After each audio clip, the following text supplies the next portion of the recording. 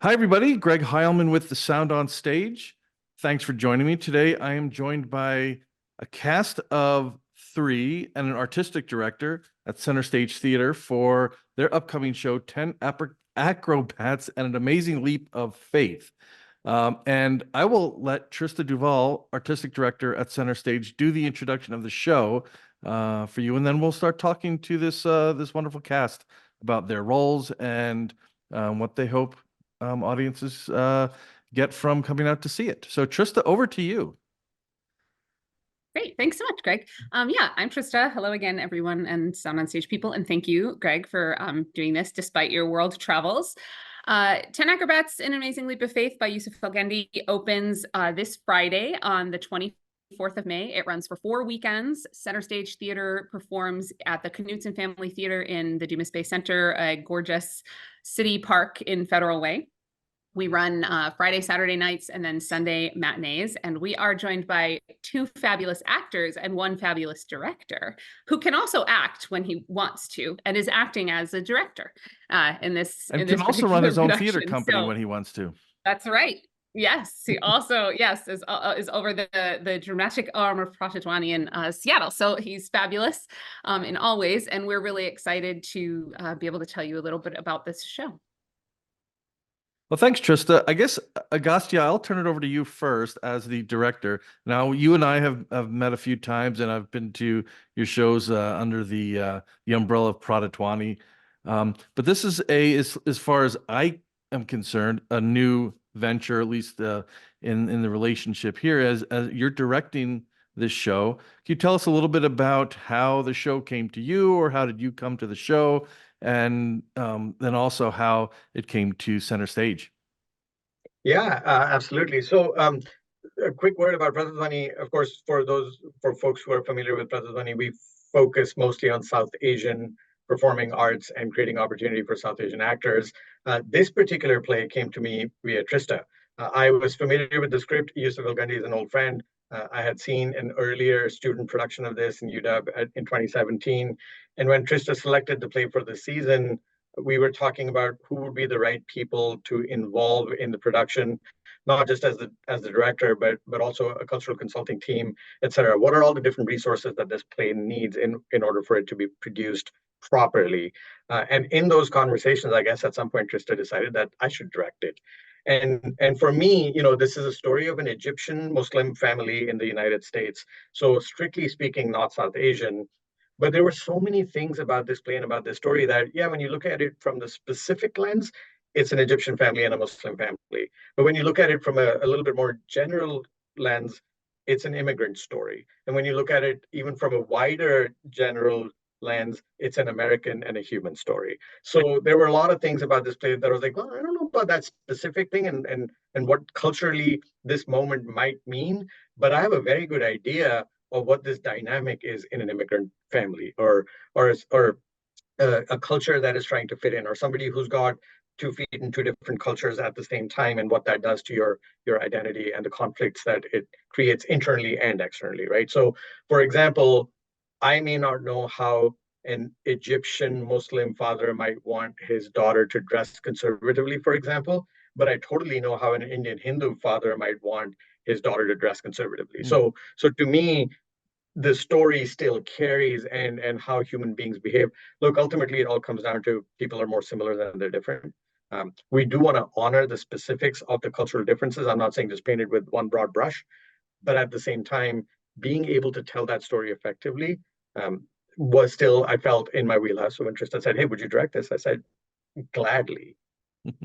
Well, yeah, I think it comes down to storytelling, it comes down to relationships, but if there's a way that we can tap into something that we all have in common and then introduce us to something culturally or something new, then I think that's just the best way we can learn, because then we can relate to what's going on stage, even if that's not a part of our specific culture.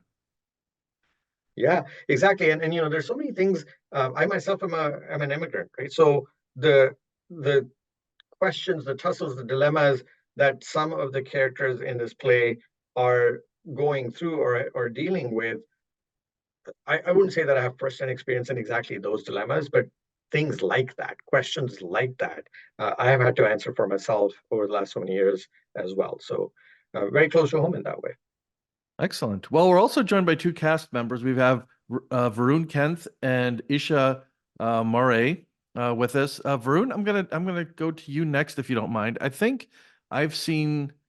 Speaking of, I guess, immigrants, you haven't been in the States for too long, but I've had the opportunity, the pleasure of seeing you in, I think, every show that you've been in since you've been here, and I really enjoyed watching you grow and watching you, stretch your theatrical muscles, so to speak.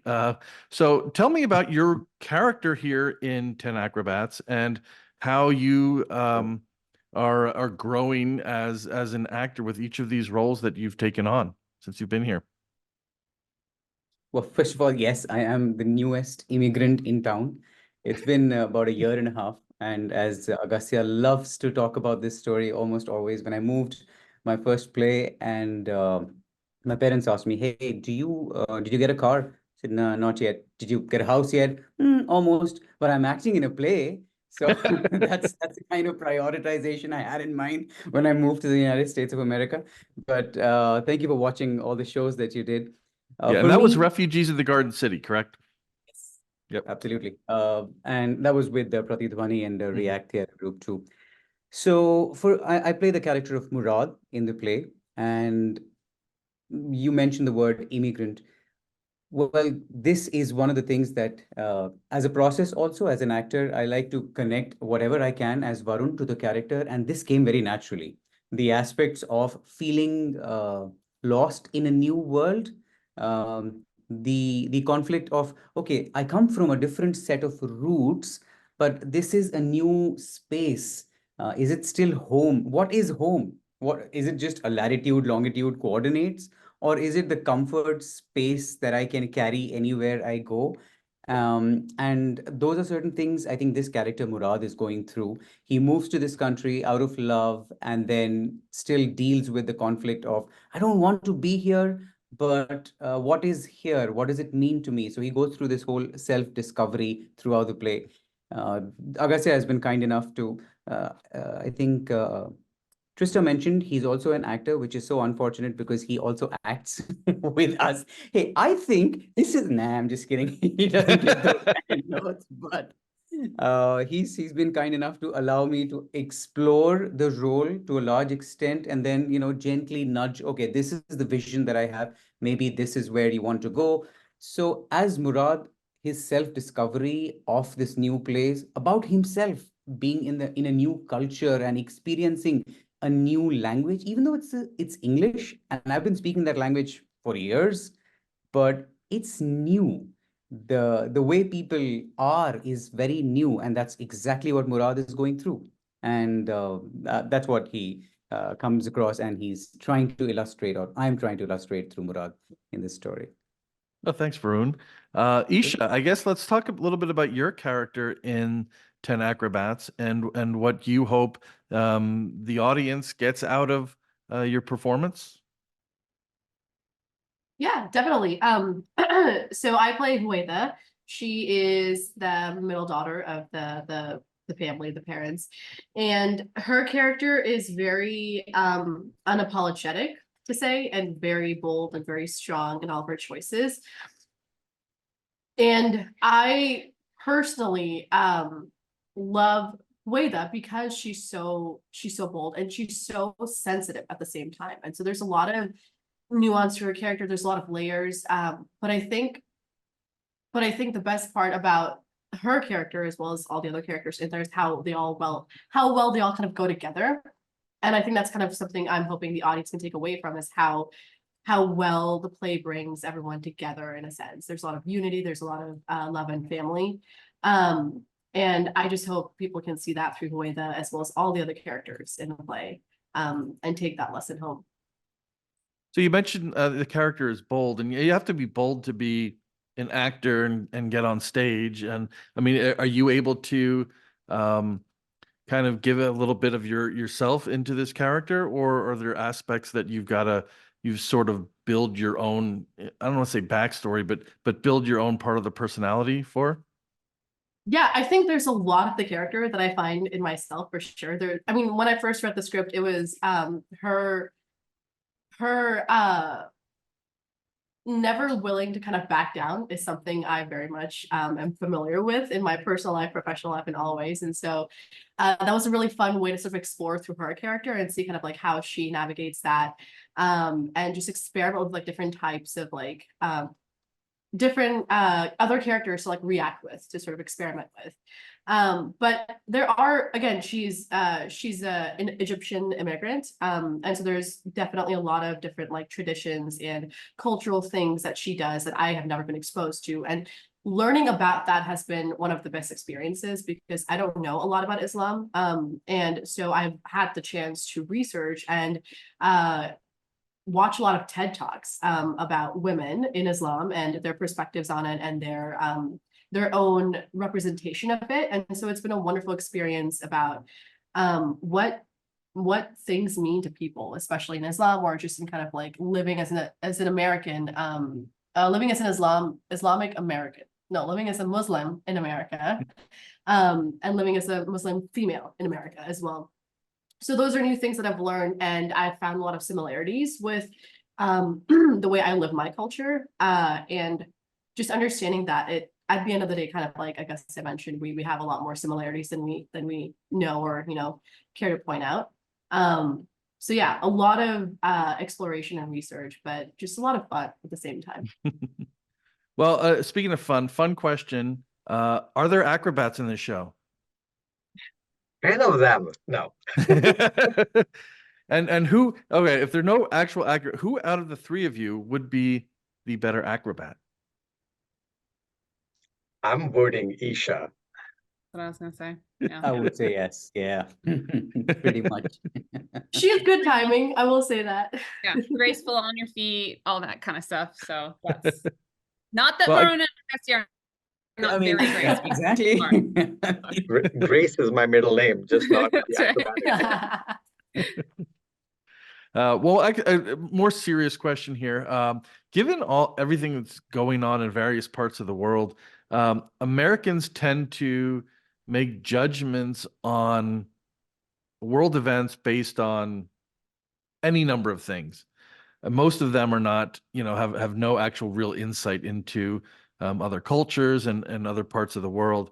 What can art and theater and shows like this help Americans or anybody for that matter learn about some of these other cultures so that we can be better informed and make better decisions about how we feel about things that are happening around the world? I'll start, and I think, Trista, I want to really hear your thoughts on this. But I will say this, Greg. The concept of othering, right? This idea that there's me and then there's everything else, the others, is a concept that applies to every culture, every one of us. It's not uniquely an American phenomenon, right? So for me, again, let's just talk about this play, right? Egyptian American immigrant family, children growing up here, Muslims. A lot of these things are other for me. And so sometimes you look at a character choice or a story plot or a turn, something, and you go, I don't get this. Why would you do that? Right. And that's really coming from my individual perspective. And I'm looking at something and saying that's other. I don't understand it.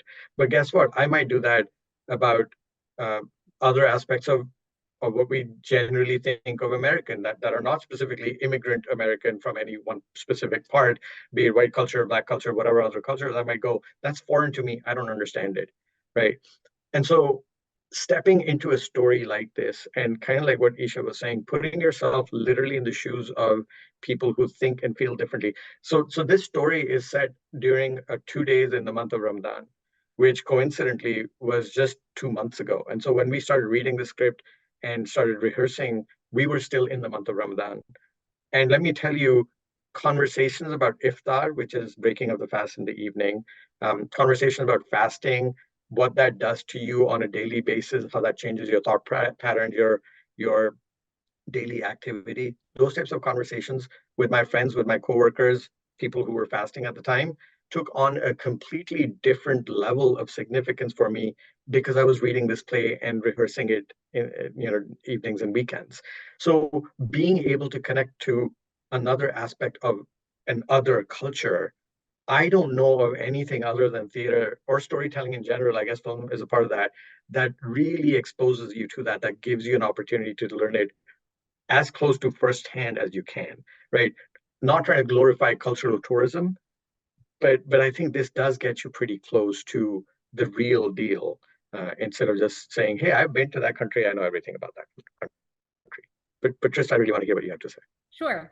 Yeah, I agree. I think there, just tagging on to what you were saying, Agastya, there's an immediacy and a rawness to live theater that even the best produced film and TV show just can't get you. And that plays out in all different kinds of ways. Sometimes there are things you can get away with on film that when you do them on stage, people are so much more scandalized, things like that. So sometimes it can kind of bite you. But for a show like this, I think it's really important. You really feel like you're just like in the house with these people, watching them interact.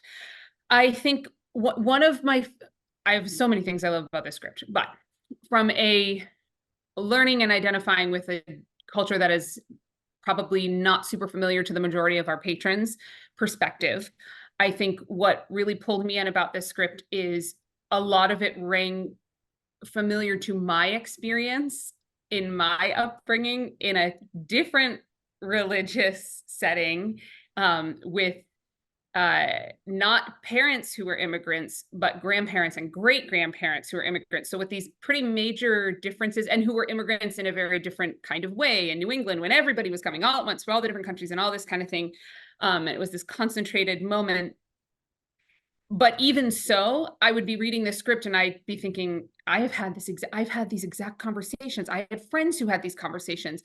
The things that the parents in this show look at and think, if my kid does this, or if my kid makes this decision, I will lose my mind, are the same things that my friends' parents, when I was growing up, were getting upset when their kids were doing, you know what I mean? Like it was very, and then all of a sudden I would come up against a moment or a scene that was completely unfamiliar to me.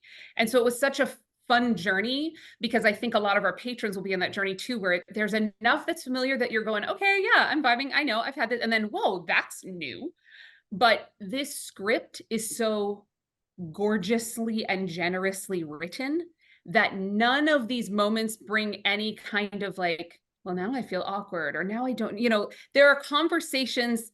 This is my other favorite thing about the script. There are conversations that happen in the script that when you just say them out loud, like a lifelong devout Muslim and an atheist have a conversation, the immediate response from a lot of people, especially right now, is like, oh, that must be a really rough scene. It is not.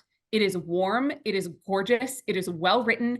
You feel invited in. And when it's over, there's nothing except thoughtfulness and kindness. And it is very difficult to find a script that can handle stuff like that. Things like the nature of feminism and who gets to be a feminist and who gets to call themselves a feminist. That is one of the most fraught things happening, in America, on the internet, all over. And that conversation happens in multiple ways, multiple times throughout the show, and is so generously and kindly written.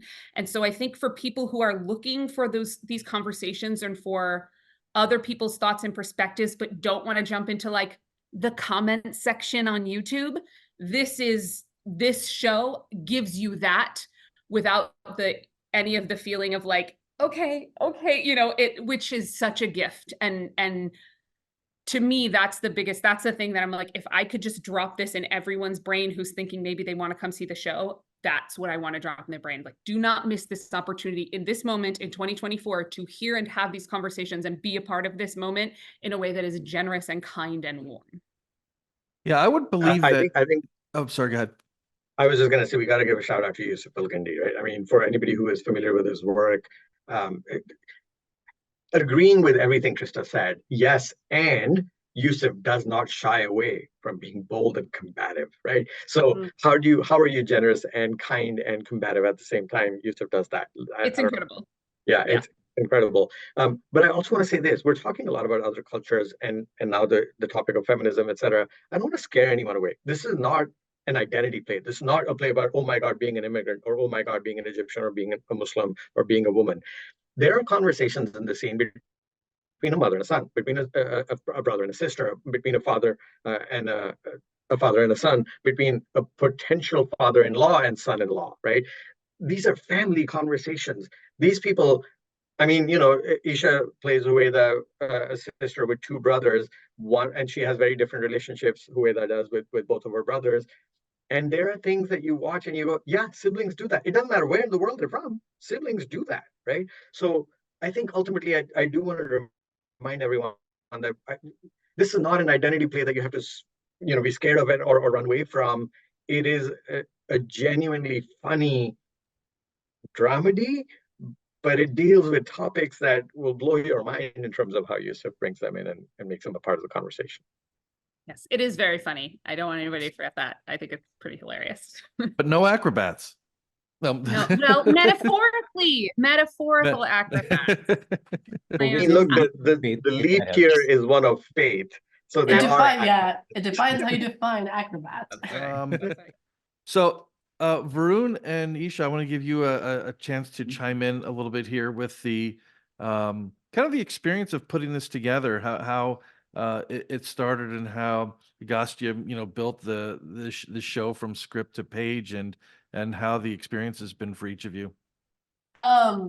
It's honestly been one of my absolute favorite plays that I've ever been a part of. I've had the wonderful joy of doing a lot of community theater around Seattle.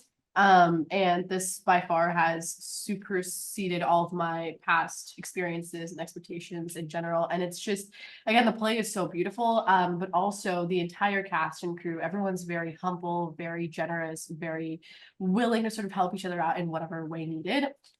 And Agastya has graciously directed us through this entire chaos of a family and the rehearsal process that we have here.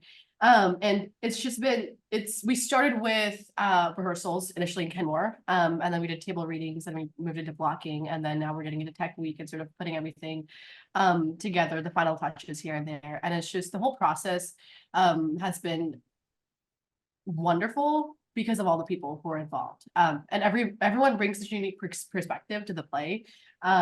Each cast member, each crew member, they all have such cool experiences and stories to tell that, like, we have conversations about ourselves and the play and everything together. So it's just been, it's been a very unifying experience, I would say.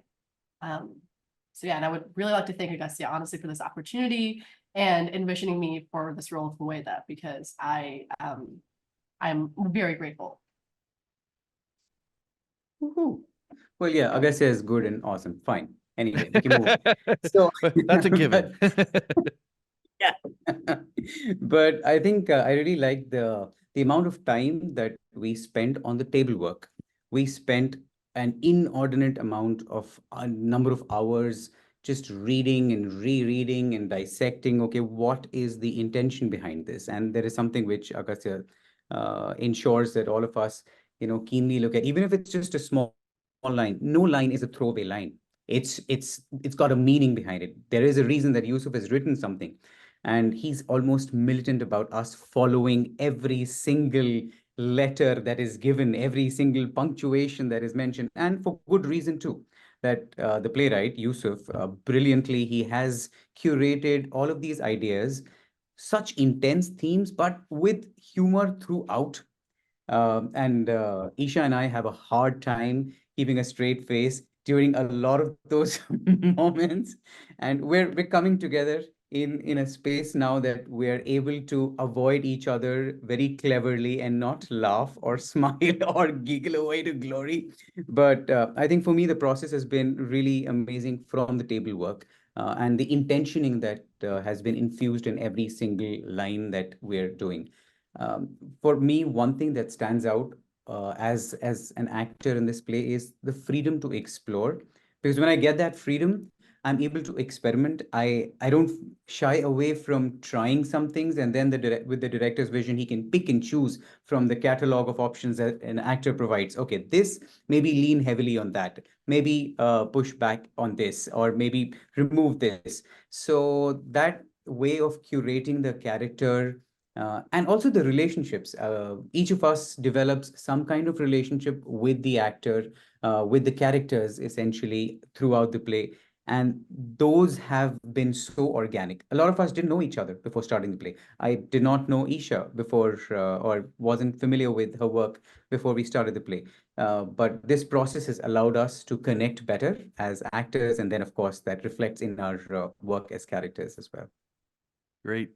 Now, you've mentioned a few other, you guys have each mentioned a few other, I guess, actors. Well, how big is the cast? How many more people are there in the group? 10 acrobats. 10 Ten. acrobats. Well, there you go. There you go. Yeah, it's a cast of 10. There are 5 members in the Fauzi family that the story focuses around. There are 2 other characters who serve a functional role in terms of bringing different perspectives and different opinions into the story. There is one of the things that Yussef has created is he's created, of course, the character of Huwaida that Esha plays, but also Huwaida's double, a second character, an alter ego, perhaps, or a split personality, perhaps, or a jinn, perhaps, that that forms one of the other characters as well. Nice. So in all, there are 10 actors, 10 characters who tell the story, and each and every one of them is in their own leap, right, of faith. So and what is that leap? Why are they all acrobats? Is as much fun to discover when you come and see this play as anything else about this play. I mean, it's a lot of fun, but even everyone in their own individual leap is kind of fun to explore. And yeah, Sounds that's the one good. thing I Oh, kind go of ahead. also wanted to mention is that like every character has a beautiful arc. Every single character is taken care of in the play. It's not, we don't just have characters there for the plot device, but it's like there's something to be learned from every character that we see and hear and feel. Yeah, it sounds like, from what Varun was saying, there's no line thrown away. Now, Esha, you're saying every character has an arc. It sounds like it's something that probably is going to, I don't, I mean, do you have any idea how long it is? I mean, I know you guys have an idea how long it is, but I'm sure it doesn't feel that way. It sounds like there's a lot going on here. It's full. That's I'll probably tell gonna be you, one of those we're shows that feels like it just goes by. yeah. So currently, I think we're running between 2 hours 15 to 2 hours 30, including an intermission. It'll be roughly in that range, but it is chock full of storytelling and chock full of ideas and conversations, and there is so much going on that I don't think anyone is going to be like, oh, it's been 2 hours and I'm still here, right? I mean, Yeah, there is just so much to take in and process that time is not going to be an issue. great. Well, the show is 10 Acrobats and an Amazing Leap of Faith. It opens this Friday, May 24th, at Centerstage Theatre, the Knudsen Family Theatre. Before I let each of you go, what is next for each of you? I'll start with you, Agastya, if you have anything that you're doing after this show. I can share one thing that we are doing, and I cannot share one thing yet with you that we're doing.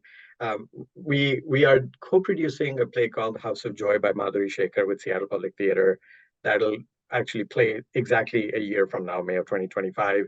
And pretty soon, actually, this fall, we'll start the pre-production process for that. So that's what's next for Pradhvani. And I'm co-directing that play with Momita Bhattacharya, who is a wonderful dancer and choreographer and a director, also in the Pradhvani family. There is another announcement coming, but wait, I can't tell you anything about it yet. But in a week, give me a call and we'll chat. We'll soon be announcing another co-pro with another prominent Seattle area company. Great. Okay. Well, I'll make sure to we can talk about that. Get you back on when the time comes.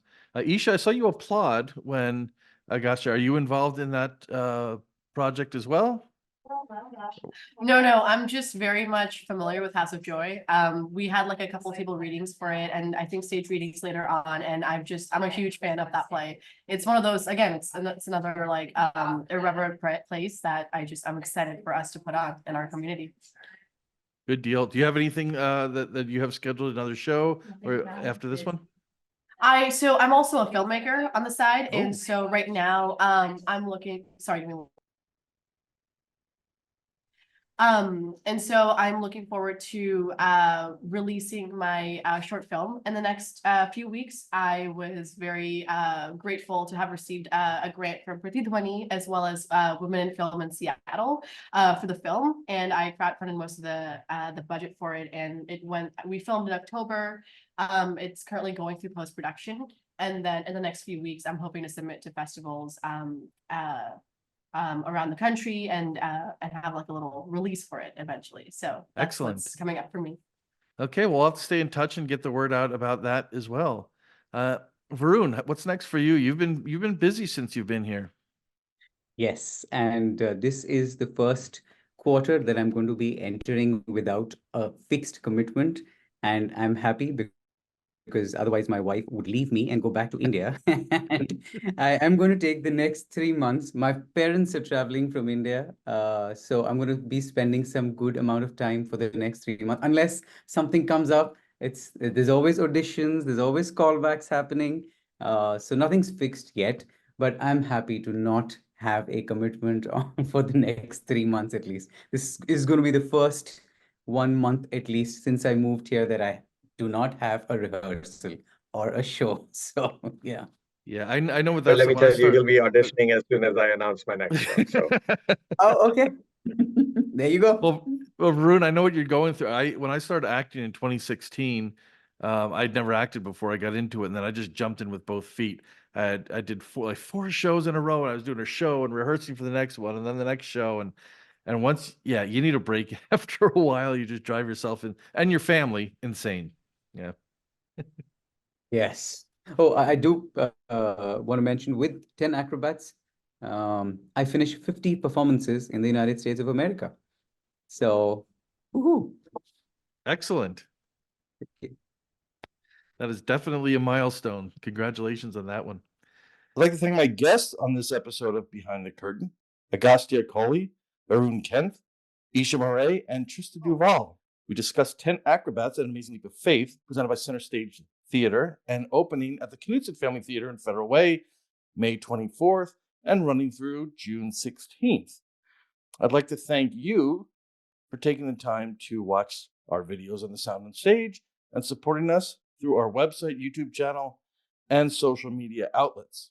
Without you, none of this would be possible. So once again, thank you for your support. I'm Greg Heilman with the Sound on Stage, and until next time, I will see you at the stage door.